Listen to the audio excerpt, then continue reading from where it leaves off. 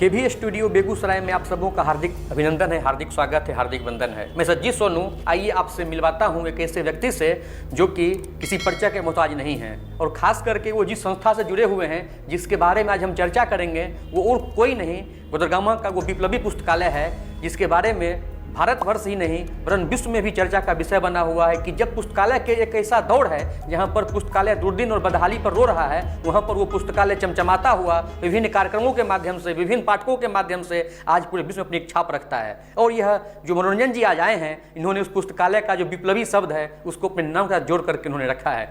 मनोरंजन विप्लवी जी, आपका केवी स्टूडियो में हार्दिक अभिनंदन है, हार्दिक स्वागत है।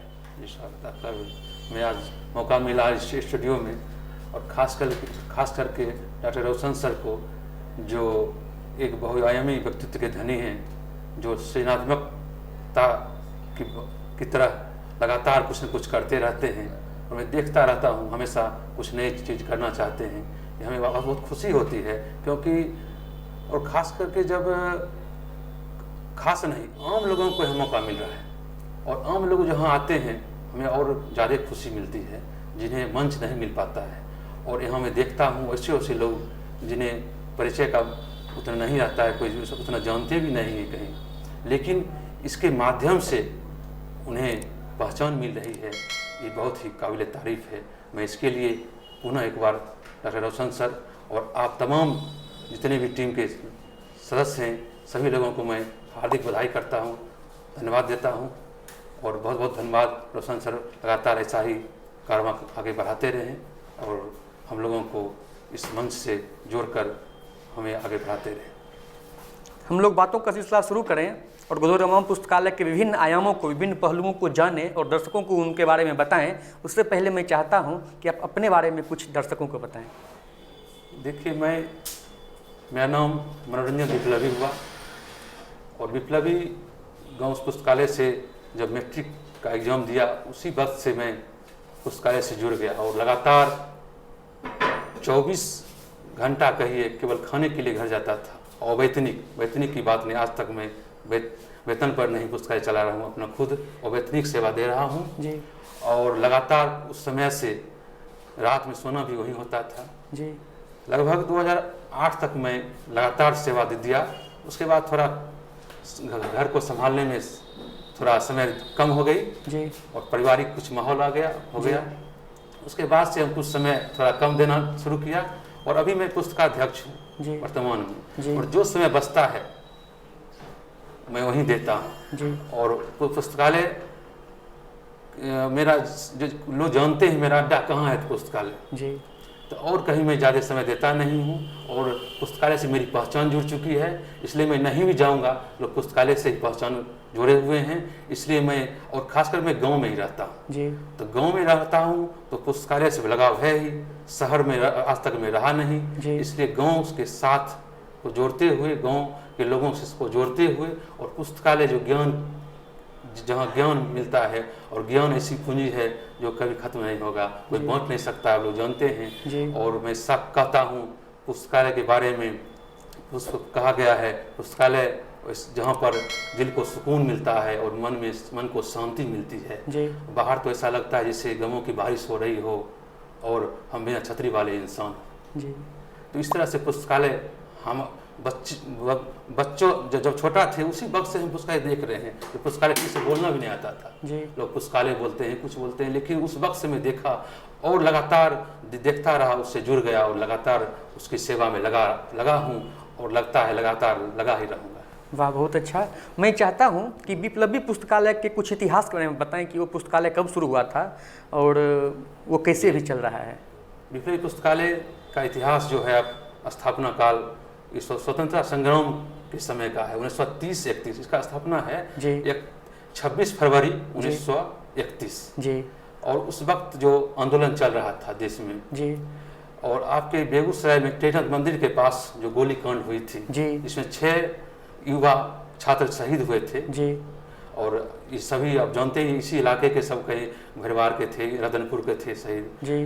उसके बाद जो आंदोलन तेज हुआ जी, उसके बाद युवाओं ने एक केंद्र के स्वरूप के रूप में हमारे गांव में ठाकुरबाड़ी थी जी, उस ठाकुरबाड़ी में महावीर पुस्तकालय की स्थापना की जी। और सभी जाति धर्म के भेद टूट गए। हिंदू मुस्लिम का वहाँ भेद नहीं रहा। हमारे यहाँ गांव में हिंदू मुस्लिम सभी आबादी के लोग रहते हैं और कभी कुछ विवाद आज तक नहीं हुआ है, सभी कोई किस तरह का, इसलिए वह एक केंद्र बन गया, आंदोलन का केंद्र। और उसी केंद्र से स्वतंत्रता संग्राम का जो लड़ाई चल रही थी उसका आप लोग उपयोग कर रहे थे जगह का। और उसके बाद वहाँ पर पत्रिकाएं आने लगी बाहर से, लोग उसका उपयोग करने लगे।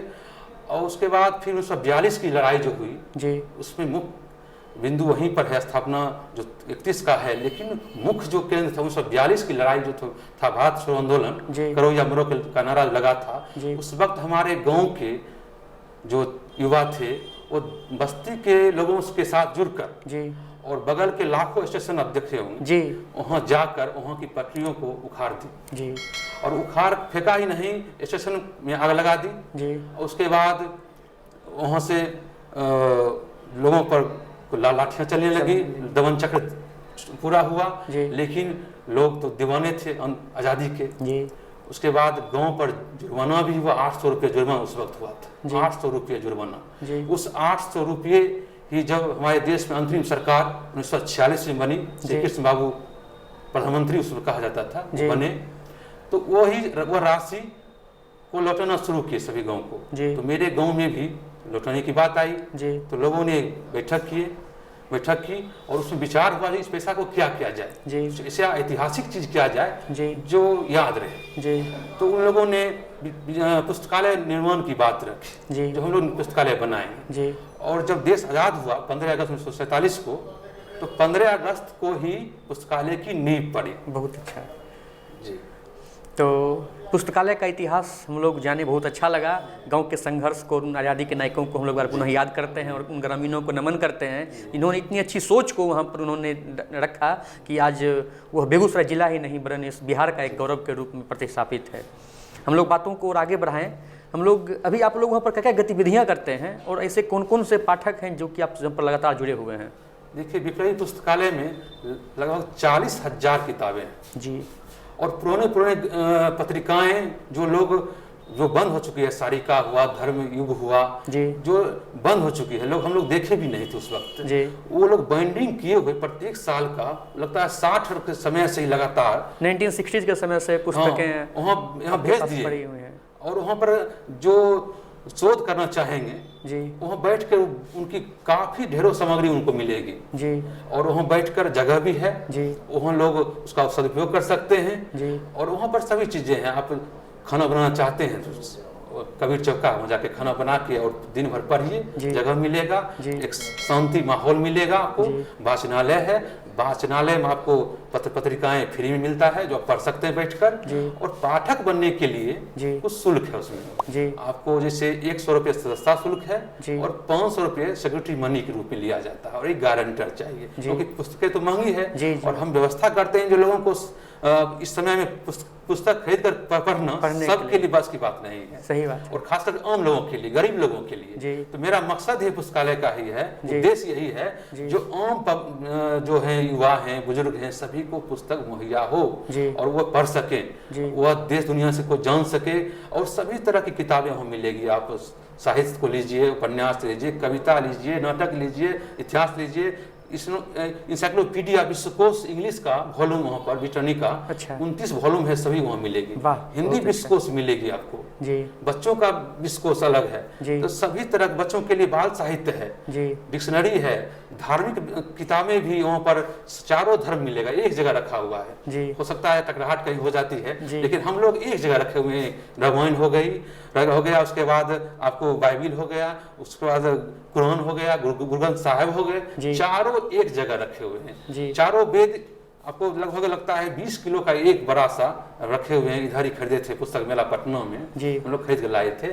एक जगह रखे हुए हैं और लोग देखते हैं बहुत कौतूहल ढंग से, जो जैसा एक जगह लग रहा है, जो ऐसा ही हम देश में भी चाहते हैं। हाँ, इस ढंग का माहौल बने। बहुत अच्छा। सामुदायिकता का जो माहौल, उसको तोड़ने के लिए हम एक संदेश देना चाहते हैं। जैसा कि देखा जाता है कि कहीं न कहीं पाठक और पुस्तकों का जुड़ाव अन्य पुस्तकालयों में कम हो रहा है, लेकिन विप्लवी पुस्तकालय में लोग जाते रहते हैं। और सिर्फ बेगूसराय के लोग नहीं जाते हैं, आपके गांव के लोग नहीं आते हैं, जब बाहर से भी कोई लोग आते हैं, साहित्यकार हों या चाहे वो शिक्षा से जुड़े हुए लोग हों, वो वहाँ पर जाते हैं। तो मैं चाहता हूँ कि आप कहता बेगूसराय बढ़ता बेगूसराय कार्यक्रम के दर्शकों को बताएं कि वहाँ की अभी क्या स्थिति है और किस तरह से वो साज सज्जा और वहाँ पर पुस्तकों की, पाठकों की क्या संख्या है और किस तरह से वहाँ पर आप लोग जाकर के उसको देख सकते हैं। देखिए, विप्लवी पुस्तकालय आज का दौर सही बात है, जो पुस्तकों के प्रति लोगों का रुझान घट रहा है पढ़ने का। जी। तो हाईटेक युग देख रहे हैं, मोबाइल जो हाथ में आ गई है जी। लेकिन फिर भी लगता है मोबाइल जो हम पढ़ते हैं और किताब पढ़ेंगे, दोनों में अंतर लगता है हम लोगों को। जी। मोबाइल किताब का स्थान नहीं ले सकता है उस ढंग से, हो सकता है, लेकिन जो ज़्यादा रूप मतलब उस रूप से जो चाहते हैं पढ़ना, मोबाइल उसको उनको पूरा नहीं कर पाएगा। जी। और विप्लवी पुस्तकालय में अभी 1200 सदस्य। वाह। उसके बाद रेगुलर लगभग 300 सदस्य हैं जो रेगुलर हैं जी। और पूरे इलाका से लेकर जिले के लोग जिनको पढ़ने की भूख अभी भी है, वो जाते हैं किताब लेने के लिए। 2 केयर टेकर हैं, वो उनको 24 घंटा पुस्तकालय हम 8 बजे से लेकर सुबह से लेकर 8 बजे रात्रि तक खुला रहता है जी। और खास करके रविवार को भी खुला रखते हैं, जो लोगों को सहूलियत हो, छुट्टी के दिन है इसलिए कोई नौकरी पेशा वाले प्रोफेसर हो, टीचर हो, वो लोग भी आते हैं। और जिला से भी महिलाएं भी जाती हैं जी। और खासकर हम देखें वहाँ पर बक्सर का एक युवा वहाँ पर पहुंचा किताब लेने के लिए और लगभग 1 साल से ले रहा किताब। वो देखा अखबार में पुस्तकालय का नाम, पहुंच गया उसको की किताब पढ़ने, उसको किताब खोज लगा, पूरा पढ़ गया, लगातार पढ़ रहा है। और वहाँ पर एक पर्यटन का केंद्र भी हम कह सकते हैं उसको। और जैसे वहाँ पर डीएम साहब ने भी स्कूल को वहाँ से जोड़ दिए, जो प्रत्येक स्कूल जैसे बाहर जाते हैं, पटना जाते हैं, नालंदा देखने के लिए, वो लोग किताब को देखे। बच्चा है, देखेगा, समझेगा किताब क्या चीज है, इसलिए उसको पुस्तकालय दिखाइए। और बगल में है, देखना भी आसान है, तो बहुत से स्कूल के लोग वहाँ आ रहे हैं, हम लोग दिखाते हैं सभी जगह। और वहाँ बहुआयामी सांस्कृतिक केंद्र के रूप में हम लोग वहाँ पर सभागार है, देवी वैदेही सभागार, वहाँ पर लगभग 350 व्यक्ति एक बार कार्यक्रम में शामिल हो सकते हैं। वाह, बहुत अच्छा। उसमें हम लोग फिक्स किए हुए हैं चार्ज बहुत ही कम मात्रा में, और वहाँ पर लोग ग्रामीण शादी भी, ब्याह भी करवाते हैं। और एक जो रसीद है पुस्तकालय को, उसमें कटवा के अपना वहाँ पर शादी विवाह या कोई कार्यक्रम है उसके लिए है, या कोई संगठन या पार्टी लोग भी कार्यक्रम करते हैं। यानी आपने पुस्तकालय को सामाजिक केंद्र बिंदु के रूप में बना दिया है, सांस्कृतिक हो या पारिवारिक हो या राजनीतिक हो, उसको भी वहाँ करवा करके उसको जीवंत रखने का प्रयास। उसके बाद वहाँ पर महापुरुषों की तस्वीरें हैं, आपको मीराबाई की 20 फीट लंबी तस्वीरें, जो भारत में भी कहीं नहीं मिलेगा आपको। चंद्रशेखर आजाद जब चौक पहुंचेगा, चंद्रशेखर आजाद चौक की नाम है, वहाँ पर उसकी लंबी प्रतिमा उनकी मिलेगी उनको, उनका देखने के लिए। बस गेट सामने आइएगा चौक पर, उनका प्रतिमा हाथ उठाए हुए जो आगे बढ़ो आह्वान कर रहे हैं, और सामने गोदरगमा द्वार मिलेगा आपको। उसके बाद जो इन कीजिएगा पुस्तकालय मिलेगा, पुस्तकालय में आपको भगत सिंह सामने मिल जाएंगे आपको, जो देश की आज़ादी में उनका बहुमूल्य योगदान हमें आगे बढ़ाने में रहा, उस सामने तस्वीर कांस्य प्रतिमा मिलेगी। मनोरंजन जी ये बातों तो बता ही रहे हैं, हमारे दर्शक इसको स्क्रीन पर भी देख सकते हैं कि किस तरह वो पुस्तकालय के साथ सज्जा बनी हुई है, और दिखाना जरूरी है। और खास करके तो जिला में पहचान है ही, और राज्य और देश स्तर पर भी लोग इनको इससे लोग आगे बढ़ा रहे हैं। जो यहाँ एक बार आते हैं, बार बार आने की इच्छा जताते हैं। यहाँ पर बड़े बड़े साहित्यकार, नामवर सिंह हो, कमलेश्वर 2 बार आए, नामवर सिंह तो लगता है लगभग 8 बार आए हैं। उसके बाद प्रभास जोशी जी लगभग 5 बार आए, जो गुजर चुके हैं, कमलेश्वर जी गुजर चुके हैं। अब उनका इतिहास वहाँ पर जो लिखे, उसमें जो उनका एक लिखावट है, उनका राइटिंग भी उनका गजब था, वो लिखे हैं। जो अब मेरे पास नालंदा का विश्वविद्यालय नहीं रहा, नालंदा विश्वविद्यालय नहीं रहा, लेकिन अब मुझे मेरे पास सब संस्कृति का विप्लवी पुस्तकालय गोदरगमा तो एक है बचा हुआ, जो अभी भी वहाँ जिंदा है, जीवंत बनाए हुए हैं। वहाँ पर कबीर दास की मूर्ति मिलेगी आपको। उसके बाद बेगूसराय के मसीहा, गरीब मसीहा, जो 2 रुपया फीस, जो आप जानते होंगे, P Gupta, doctor P Gupta की प्रतिमा का अनावरण करने के लिए मुख्यमंत्री जी भी आए थे, माननीय मुख्यमंत्री नीतीश कुमार, जो वर्तमान में हैं, 17 मई 2017 को आए थे प्रतिमा का अनावरण करने के लिए। उसके बाद वहाँ कलम के सिपाही प्रेमचंद मिलेंगे, उनकी प्रतिमा लगी हुई है। और इधर ही पिछले साल हमारे राष्ट्रपिता महात्मा गांधी की तस्वीर लगी है जी। उसको आपने मोहब्बत बाग नाम से और सजाया उसी भी में है। बाग है, मोहब्बत बाग। जी। लोगों एक हैं जाबिर जी, मोहम्मद जाबिर, जो जी। अवैतनिक रूप से, एक और हैं बुजुर्ग, दोनों मिलकर उस बाग को देखभाल करते हैं फ्री में, जी। कहीं एक पैसा नहीं लेते हैं, लगातार रोज आते हैं, जी। पानी देना, कटिंग करना, कुछ वैसा हो तो कटिंग करते हैं जो करना है, और उसका नाम वही रखे मोहब्बत बाग। जी। पूछा उनसे मोहब्बत बाग क्यों रखे, जी। तो बोले कि सब जगह तो देखते हैं बहुत अथी जो लोग टेंशन रहते हैं, ये हम सो यहाँ आए तो देखे तो सुकून मिले उनको, सही जो बात। मोहब्बत, यहाँ आइए तो मोहब्बत के साथ जी। आइए और यहाँ देखिए, फूलों से मिलिए, जी। मोहब्बत के साथ मिलिए।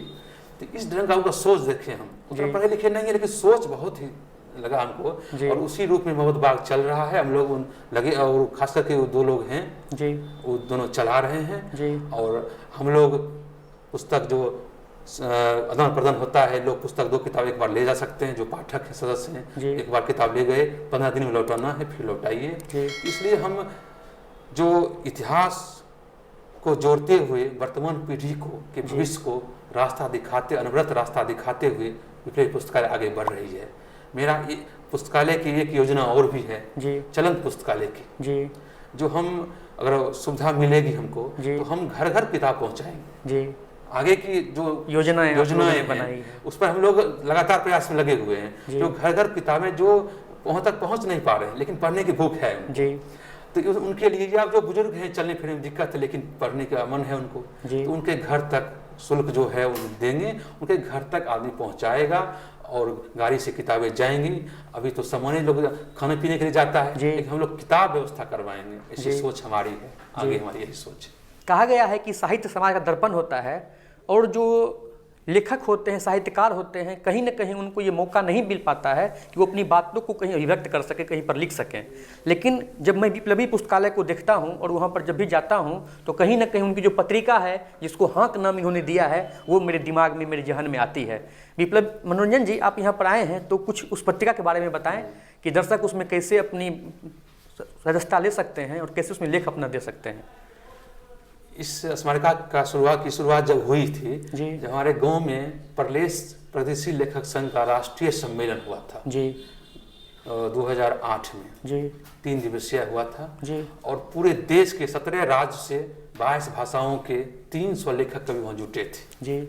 उसमें जो बहस चला था लगातार 3 दिन, और प्रत्येक राज्य के वहाँ पर जगह जब कम हो गया था, हम लोग घर घर में, कहीं कश्मीर का, कहीं गुजरात के, कहीं हिमाचल प्रदेश के घर में, राज्यों की मैंने सभी जगह लोग रहने लगे थे। लगा था जो पूरा देश गांव में आकर सिमट गया है। बहुत अच्छा।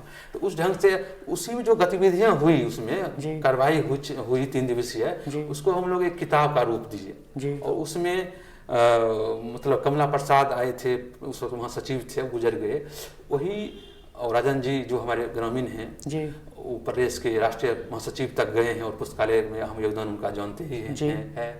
तो दोनों मिलकर उसका हाँक नाम दिए थे जी। हाँक नाम से पुस्तक निकली जी। उसके बाद हम लोग लगातार प्रत्येक साल हाँक नाम से पत्रिका और निकालने का, देहाती नाम लग रहा है, हाँक जी, हाँक देना जी, आह्वान करना जी। तो इसलिए इस नाम को बाद में हमको ही कमेटी ने संपादक बना दिया जी। तो हम लोग उसे प्रत्येक साल उसका कंपोजिंग में ही करता हूँ, डिजाइनिंग सेटिंग में ही करता हूँ, और उसमें लोगों का लेख जोड़ना घटाना जो है वो करते हैं खुद, और लोगों का सहयोग भी लेते हैं। और इस तरह से वहाँ पर लोग जिले से या बाहर के जो लेखक कवि हैं वो भेजते हैं सामग्री उसमें, और हाँक नाम से प्रत्येक वर्ष हम निकालते हैं। 2019 तक हम निकाल लें, इस बार कार्यक्रम रद्द हो गया कोरोना चलते, इसलिए इस बार नहीं निकल पाया। तैयारी पूरी थी लेकिन अंतिम में रुक गई काम। अब फिर आगे जब सही समय मिलेगा तो हाँक फिर निकलेगी ही, और मैं आप लोगों तक जरूर पहुँचाऊँगा। और ख़ास करके हम लोग कंप्यूटर भी वहाँ जोड़े हुए हैं और किताब को, पूरे किताब को हाईटेक के रूप में, माने डिजिटल जो कहते हैं उस रूप में हम सेवा देना भी चाह रहे हैं। जो कोई एक क्लिक करेंगे, किताब खोजना है, मिल जाएगा आपको उस ढंग से। और वहाँ पर महिलाओं को भी रेशम प्रशिक्षण, जो रेशम धागा बनता है, वो भी हो चुका है। एक बार लगभग 60 महिलाओं जो घर से नहीं निकलती है उसके लिए घर से निकली और पुस्तकालय में आके ट्रेनिंग ली, और कुछ उनको मेहनताना भी जो मजदूरी होता है वो भी मिला, और लगभग 60 महिलाओं ने ट्रेनिंग ली, गांव की अलग अलग की महिलाएं। तो हम लोग वैसे वैसे चीज़ जो चाहते हैं जिससे युवाओं को स्वरोजगार मिल सके, महिलाओं को स्वरोजगार मिल सके, ऐसा हम लोग चाहते हैं। कंप्यूटर का सेंटर भी अभी तो कौशल विकास योजना वाला वहाँ चल रहा है, वहाँ पर बच्चे आते हैं फ्री में सीखते हैं। तो हम लोग वहाँ बराबर ऐसा कार्यक्रम करते रहते हैं। जैसा कि मनोरंजन जी ने पुस्तकालय के बारे में बताया, आइए मैं इनके अंदर एक खास गुण है कि यह कवि हृदय हैं और कविता पाठ भी करते हैं। एक कवि ने लिखा है कि आत्मा के सौंदर्य का शब्द रूप है काव्य, आत्मा के सौंदर्य का शब्द रूप है काव्य, और मानव होना भाग है और कवि होना सौभाग्य। हमारे साथ कवि के रूप में आज मनोरंजन विप्लवी जी हैं और ये कहता बेगूसराय बढ़ता बेगूसराय के कार्यक्रम में आए हैं। सर, मैं आपसे आग्रह करता हूं कि हमारे दर्शकों को एक दो कविता आप सुना करके जाएं। जरूर। मैं प्रलेस का ज्वाइंट सेक्रेटरी भी हूँ बेगूसराय के, इस नाते, और पुस्तकालय से जुड़ा हुआ हूँ जी। तो वहाँ उतने 40,000 किताबें हैं जी। तो कुछ कुछ ज्ञान तो हम लेते ही रहते हैं जी, जी। तो उसका सदुपयोग कुछ कभी कभी कुछ लिख ही देते हैं जी। और कुछ कभी कभी लेख कविताएं मैं लिखता हूँ जी। मेरा शौक भी है लिखने का। जी। अभी तक पुस्तक रूप नहीं आई है लेकिन भविष्य में आ सकती है। मैं शुभकामना देता हूँ कि जल्द ही आपकी पुस्तक आए। जी, मैं लेखक कवियों का लगभग 100 किताब से ऊपर हम छाप चुके हैं। वाह, बहुत ही जिले के जो वरिष्ठ साहित्यकार हैं, लेखक हैं, उनकी मैं सब संयोजन में खुद करता हूँ जी। और मैं कुछ सुनाता हूँ आप लोगों जी को। जरूर सुनाएं सर। मैं एक कोरोना काल में जब शुरुआत हुई थी जी। उस वक्त मैं एक जगह जा रहा था तो देखा ट्रक के पीछे में कुछ बच्चे जा रहे हैं जी। और बहुत ही गरीब, कपड़े से भी लग रहा था एकदम फटे चिटा कपड़ा पहने हुए, लेकिन वो खुशी में जा रहे थे। गाड़ी बैठे हुए थे, लगा था झूम रहे हैं जी। तो मैं देखा तो देखता ही रह गया जी। उसी पर मैं कविता लिख दिया उसी जी जरूर सुनाएं दर्शकों। बच्चों का भविष्य। वाह, बहुत अच्छा। मैं रास्ते से जा रहा था, देखा एक ट्रक पर सैकड़ों लोग खड़े जा रहे। आगे में कुछ छोटे छोटे बच्चे बाहर का नज़ारा देख रहे थे। ये वही बच्चे थे जिनकी रोटी कोरोना ने छीन ली, उजाड़ दिया आशियाना उनके वर्तमान ने भविष्य के सारे रास्ते कुंद कर दिए। फिर भी बच्चे हाथ हिलाकर बाहर के लोगों को बाय बाय कर रहे थे जी। उनकी मुस्कुराहट भले फीकी ही सही मगर मगन थे घर जाने की खुशी में। वाह। पीछे पिता पर दुखों के पहाड़ ढके पड़े थे, पर बच्चों को हाथ हिलाता देख उन्हें भी सुकून मिल रहा था जी। मैं उनके पीछे पीछे चलने लगा जी। आगे निकलने का मन ही नहीं कर रहा था जी। मेरी नज़र बच्चों पर ही थी जिनके स्वप्न साकार होने से पहले ही बिखर गई। वाह, क्या सवाल आपने। पर भूख इनके हौसले को डिगा नहीं सकी जी। ये बच्चे ही थे जो इस विपत्ति में भी लोगों को सांत्वना दे रहे थे जी। काश हम इनके विपत्ति को कम कर पाते, सोचकर आंखें भरी जा रही थी। मैं पीछे छूट गया, ट्रक आगे निकल गए। बच्चों की धुंधली तस्वीरें अभी भी मेरे आंखों के सामने नजर आ रही है। सोच रहा हूं क्या होगा इन बच्चों का भविष्य। वाह, बहुत खूब। आपने तो एक बड़ा ही मार्मिक सवाल समाज के ऊपर दिया है जी जी।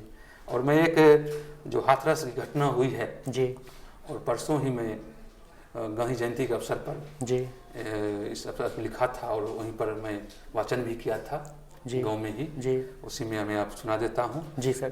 उसका शीर्षक है प्रतिरोध जी।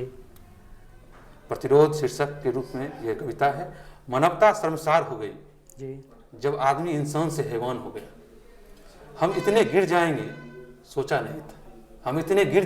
सोचा नहीं था। अफसोस इंसानियत कहीं खो सा गया है। जज्बात हमारे कमजोर पड़ गए हैं।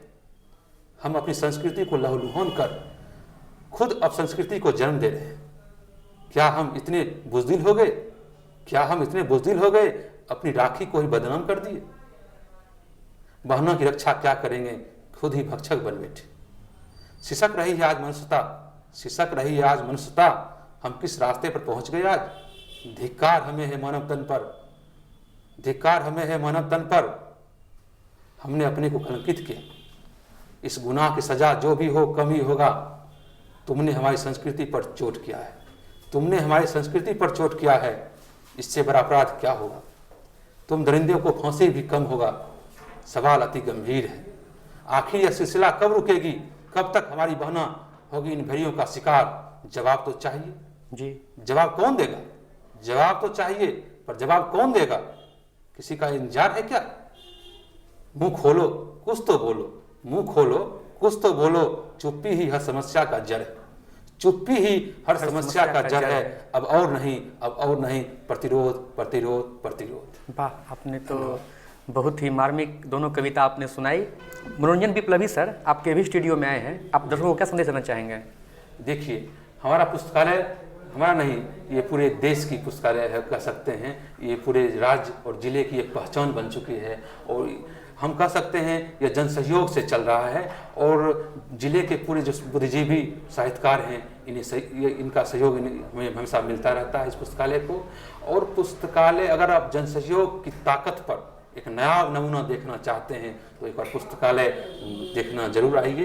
देखना आप लोगों को मैं आमंत्रित करता हूं, इस टीम को, केवी स्टूडियो की पूरी टीम को और डॉक्टर साहब को खास करके, रोशन जी को, जो एक बार पुस्तकालय अगर देखे हैं तो लगता है शायद नहीं देखे हैं, एक बार जरूर आए देखने के लिए। हम लोग वहाँ होस्ट के रूप में रहेंगे, आप आइए देखने के लिए, ये हम लोगों के लिए बहुत ही खुशगवार रहेगा और आप जरूर आइए।